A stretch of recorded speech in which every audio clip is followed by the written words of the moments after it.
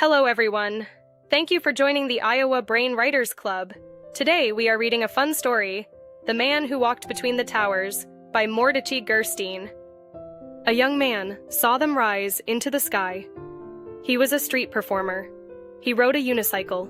He juggled balls and fiery torches. But most of all, he loved to walk and dance on a rope he tied between two trees. He looked not at the towers, but at the space between them and thought, what a wonderful place to stretch a rope, a wire on which to walk. Once, the idea came to him. He knew he had to do it. If he saw 3 balls, he had to juggle.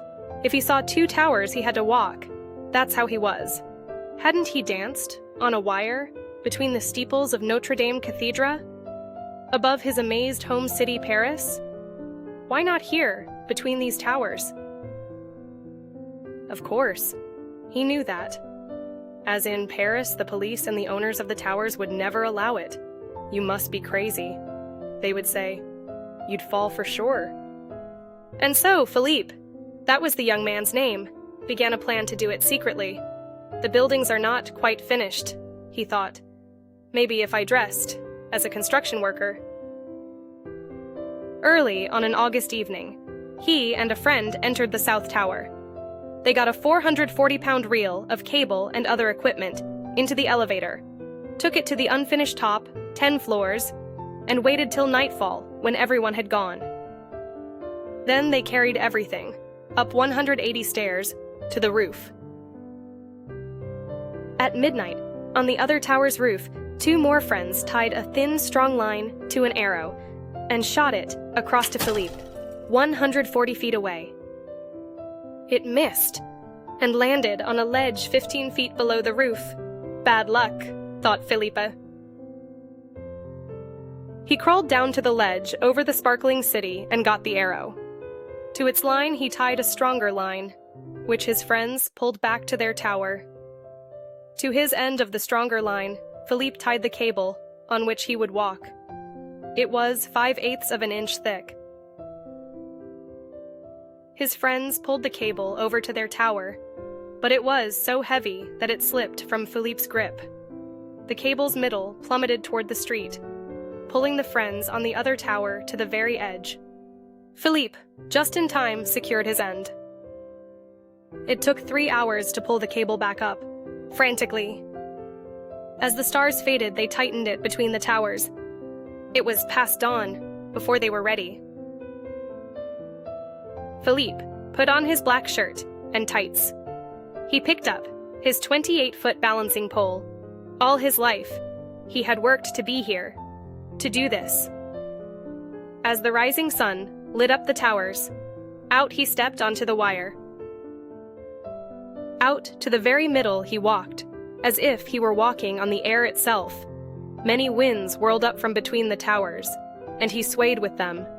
He could feel the towers breathing. He was not afraid. He felt alone and happy, and absolutely free. Out to the very middle he walked, as if he were walking on the air itself. Many winds whirled up from between the towers, and he swayed with them. He could feel the towers breathing. He was not afraid.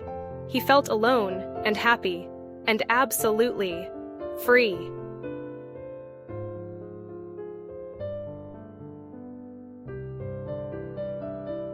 A woman coming from the subway might have been the first to see him. Look! Someone walking on a wire between the towers. Everyone stopped and looked up. They gasped and stared. It was astonishing, it was terrifying and beautiful. 1/4 of a mile up in the sky, someone was dancing. Police saw it too. Officers rushed to the roofs of the towers. "You're under arrest!" they shouted through bullhorns. Philippe turned and walked the other way. Who would come and get him? For almost an hour, back and forth, he walked, danced, ran, and knelt in a salute upon the wire. He even lay down to rest. The city and harbor spread beneath him. The sky surrounded him. Seagulls flew, under and over. As long as he stayed on the wire, he was free.